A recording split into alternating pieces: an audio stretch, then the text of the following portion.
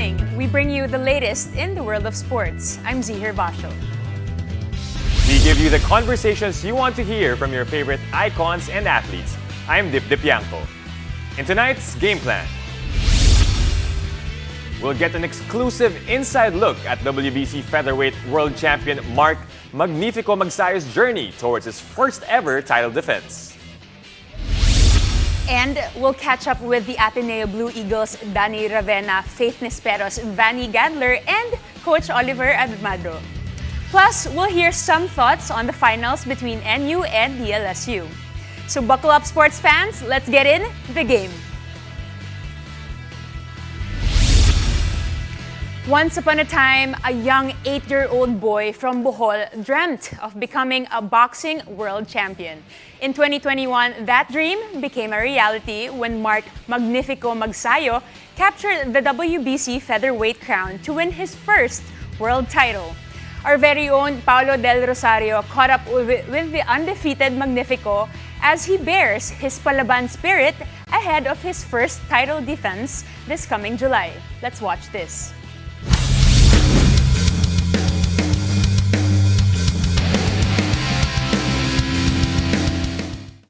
Good evening, everyone. We are joined here today by a very, very special guest. The undefeated and reigning WBC Featherweight champ, Magnifico Magsayo. Grabe, I love those descriptions. Good evening, Mark. Welcome. Thank you for joining us here sa game.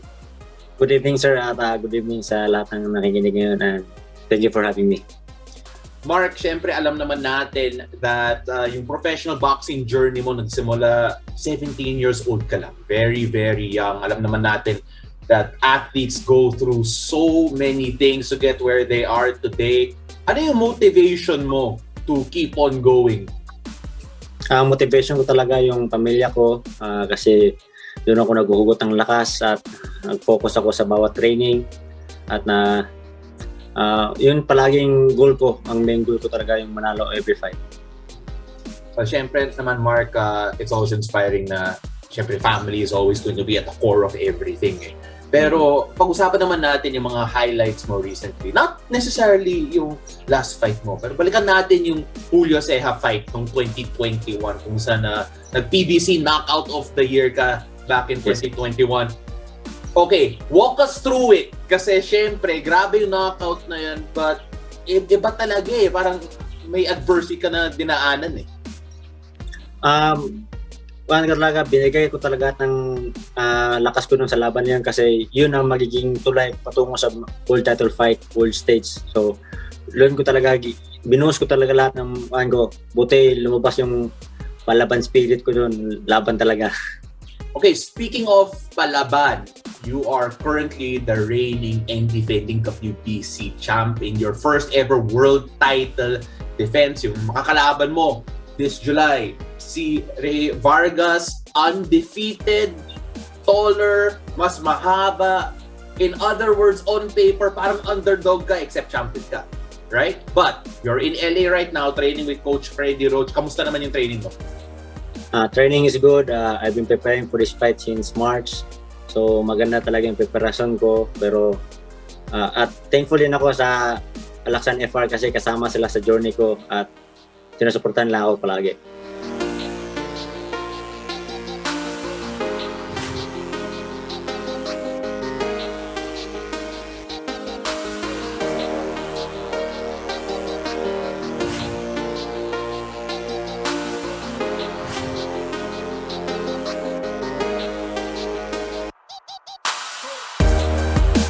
Siyempre, hindi natin maiwasan na there will be moments that you have to accept a lot of punishment. Siyempre, because sa mga sparring mo, I'm assuming that the sparrings are starting to ramp up. Kamusta naman yung training mo from that point of view, yung mga sparring partners mo, anong hinahanap mo, at siyempre, kamusta naman yung mga sessions na? Maganda yung mga sparring partners ko, kinuha pa namin 3 at mayroong pang darating isa. So maganda talaga yung mga pinakita ko sa training at di talaga may iwasan na sumakit ng katawan. Kaya may Alaksan FR para sa akin na tinatanggal niya ang pamamaga na dahilan ng sakit ng katawan. diretsong aksyon at yung fast relief formula niya which works in fast as in 15 minutes. Never niya akong binigo. Dito na rin ako naging hiyang.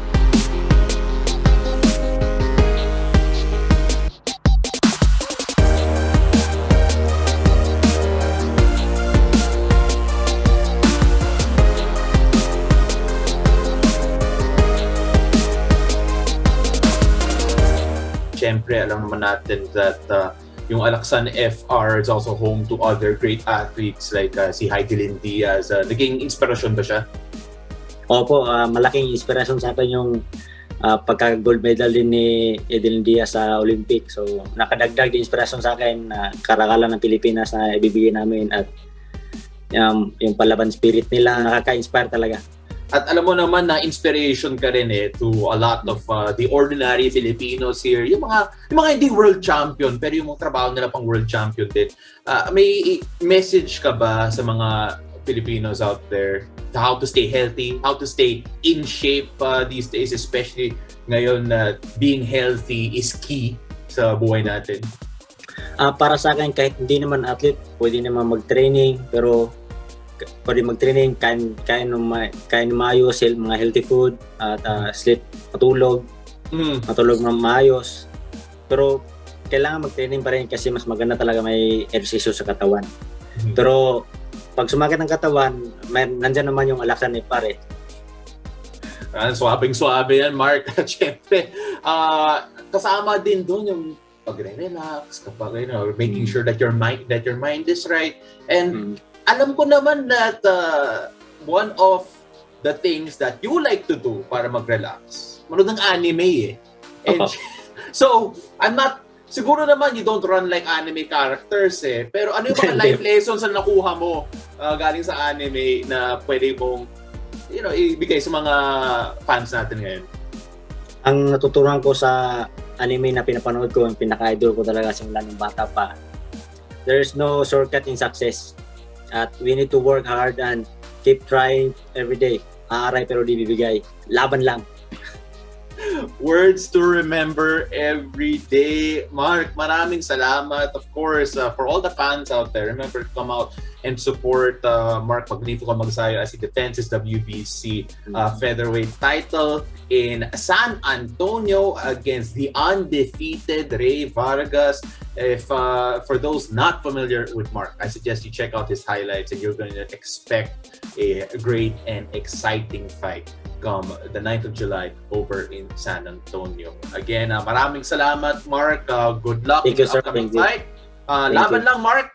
Magnifico. Laban lang. Magsayo.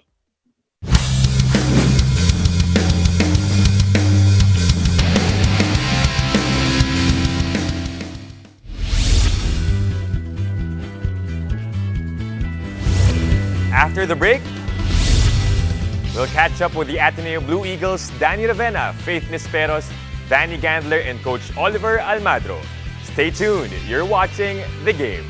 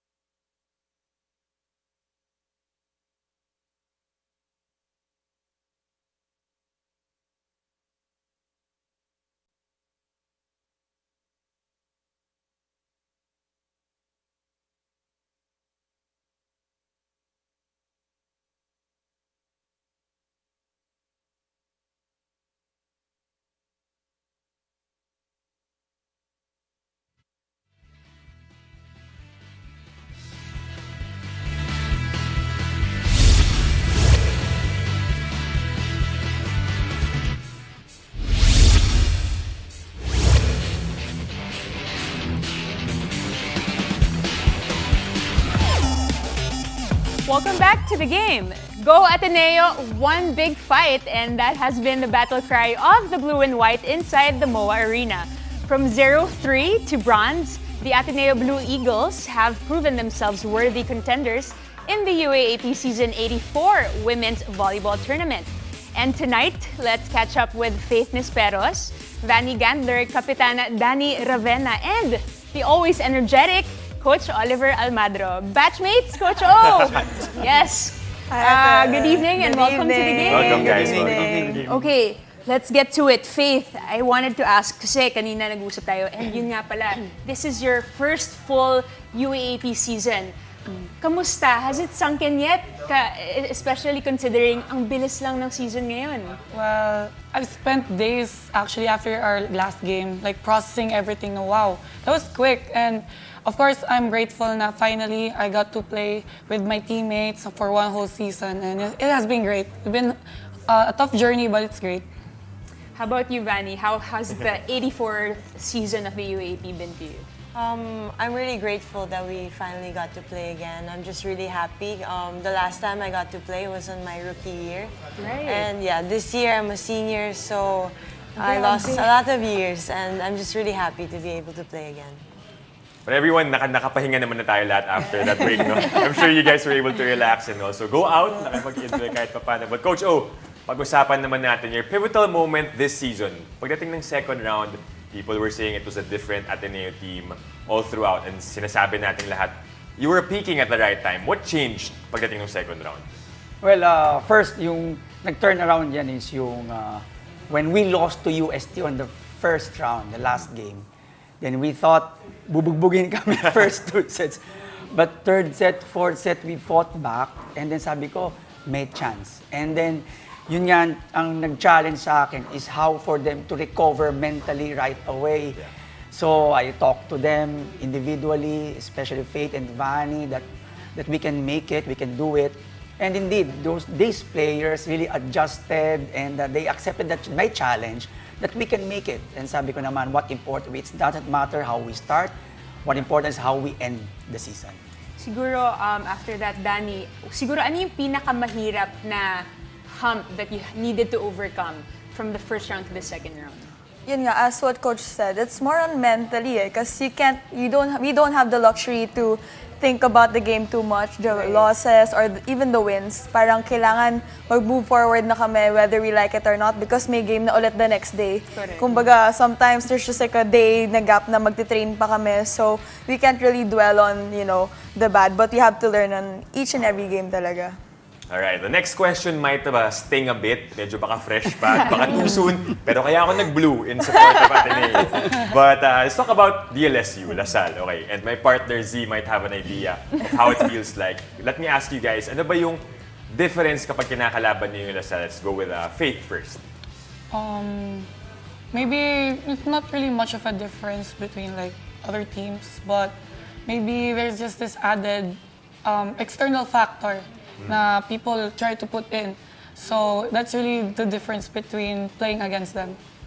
How about Vannie? I mean, of course you played for Lasal Zobel back in high school. How does it feel like facing Lasal in the senior ranks?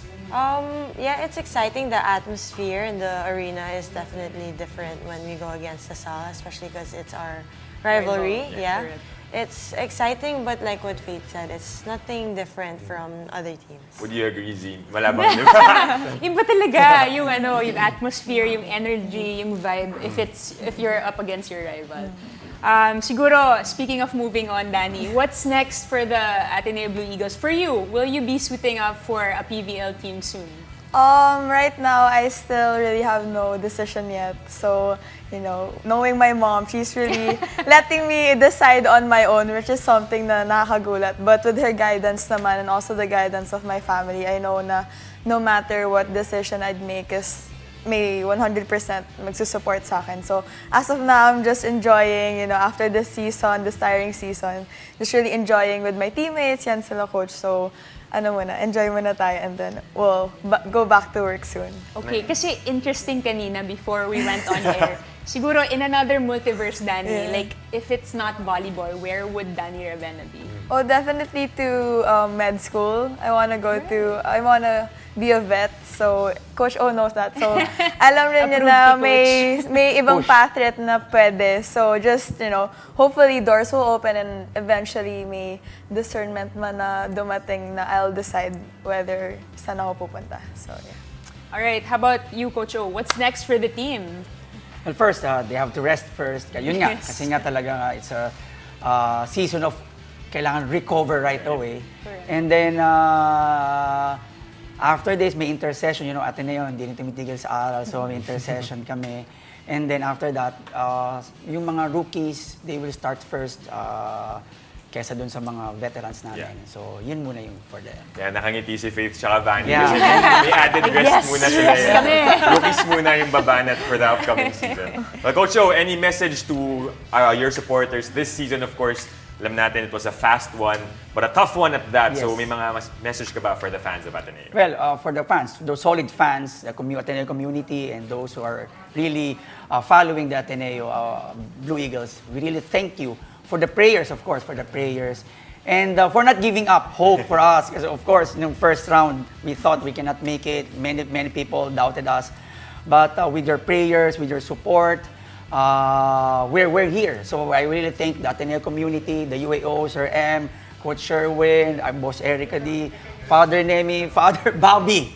Yan, yun talagang lagi sa aming sumusuporta.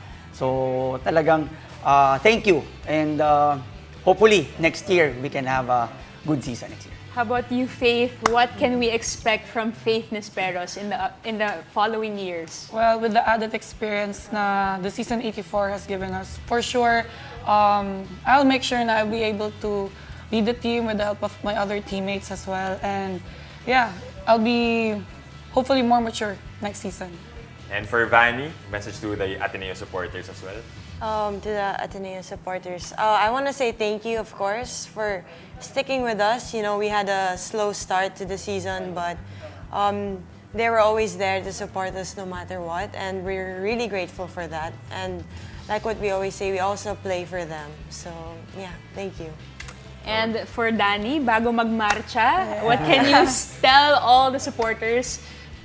Of course, very, very thankful kami sa lahat, especially those nga sa nag-stick with us through thick and thin. Sabi nga, slow start, but it was a great journey, a lot of learnings, and very thankful rin dun sa mga management, sa Ateneo community, and also to UAAP for, setting up an opportunity for all of us, for the girls to play. And after this pandemic, we were just very blessed na nakalaro pa kami ng volleyball. So.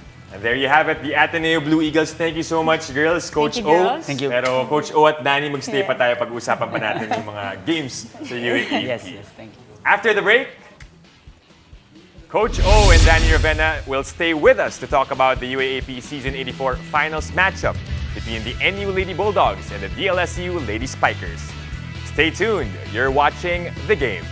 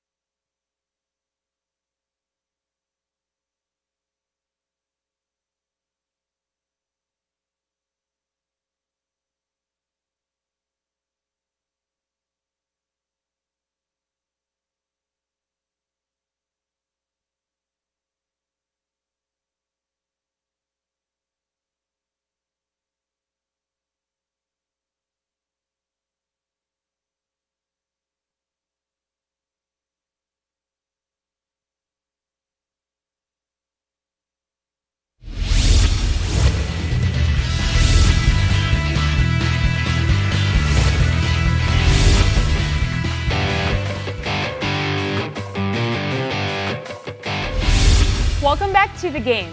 As we get ready for Game 2 of the UAAP Season 84 Women's Volleyball Finals tomorrow, tonight we get the thoughts of Coach Oliver Almadro and Dani Ravena about NU and LaSalle. Good evening, guys, and thank you for staying. Welcome back, Coach O and Dani. Coach O, I'm sure we saw the game last Saturday, game number 1 ng finals. Your initial thoughts lang on the matchup between NU and LaSalle? Well, first, I saw that NU is in control throughout the game. But, LaSalle, I cannot count out LaSalle because, they are the number 1 blocking team in the league. Right. And as far as I remember, when we became champions, kami lang yung number 1 sa blocking, pero other aspects, wala kami. Yeah. So, we turn around things. Yeah. So, with that in mind, I guess LaSalle can still have it. But, anyway, they're in control. So, ano lang. Alright, Dani, sabi nga ni Coach O, cannot count out LaSalle. What do you think they need to do in order to maybe turn things around for them? Definitely, LaSalle gains more energy when they really need to play. So from my experience, LaSalle is nakakatakot sila pag-gigil. So siguro in a way, they have to turn that gigil into something na mas systematic in a sense, going up against NU, a really systematic team. They grew up together, played together for a lot of years, and now na we can see na, everything, lahat ng learnings nila since they were in high school, nadala nila in college. So definitely they have to put into mind rin kung paano nila tatalunin yung NU. How about you, Coach O? Puntahan natin naman yung NU Lady Bulldogs. What makes them so dominant this season? I mean, they've been undefeated so far. Ano ba yung meron sa kanila? Bakit sila ganito Well, kalakas? first as a coach, what I saw in them is the fundamentals. They really are focused on their fundamentals, and there's nothing special about what they're doing. Walang spectacular plays. Yeah. They just do it the simple way, but effective. They're very efficient in many aspects. They're number 1 in attacking. They're number 1 in serving and receiving. So those aspects are the very important factor for you to win. Yeah. But sabi ko nga, LaSalle is the number 1 blocking team, and they just have to match up the serve of NU. So if LaSalle will do that, like what they did to us, I mean, they will be in control, I guess. It will be a good fight, What do you think sets NU apart from the rest of the UAAP schools, Dani? Ano yung parang X factor for them? I think definitely what Coach O mentioned din, yung maturity ng players iba even yung the young ones na kahit siguro let's say isang UAAP season pa lang yung nalalaro, pero you can get to see them play na parang they're really more mature now. So I think, yung attitude rin is one of the key factors kung bakit NU is really crushing it this It's season. the hunger also. Yeah. It will be a history for them. I don't know, 39 years or Correct. 4. How many years? So siguro is added inspiration to them to get finally get one. Tsaka kompleto kasi talaga sila. Kompleto Oo. yung ingredients. Yes, Everybody, parang kahit saan mo bato yung bola, Yes, parang exactly. okay lang, manonood na ako, patay na to. Parang ganun eh. Pero let's single out one person for the team. I mean, the team is Alright. dominant, but how about Bella Belen? Yeah. What are your thoughts on her campaign so far as a rookie MVP, sort of sinasabi ng tao? She may be the player that will win the Rookie of the Year at saka MVP. Ano masabi niyo? Well, like what I've said, nag-experience ang rookie MVP, Marcus Peos, rookie Right. MVP during that time. Yeah. What kina-compare ko sila is because they just play. Kung anong sabihin sa kanila, ito yung kailangan for you. What's needed in this match or at this moment, she'll deliver. Of kailangan ko pupuntos. So like before, no, nagka-rookie MVP yung si Mark nga, talagang he will just play, nangingiti lang after, and he will just make her job. Yun lang talaga. You're right. Kasi pag rookie ka, wala pang chip on your Yes, shoulder, yes, no walang pressure. pressure, yes. So talagang laro lang, I'm here to play and show everybody what I got. And bakit ako nandito in the first place? Alright, last question, Dani. What do you hope to see in tomorrow's match? Oh, definitely, any championship game, hopefully 5 sets, and then whoever wins for sure deserves it. Yes. But, ngayon as a volleyball fan, na tapos na kami, nanonood na kami, we just really want a safe, injury-free game, and of course, an exciting one. Definitely, both teams will really bring it all out tomorrow. So.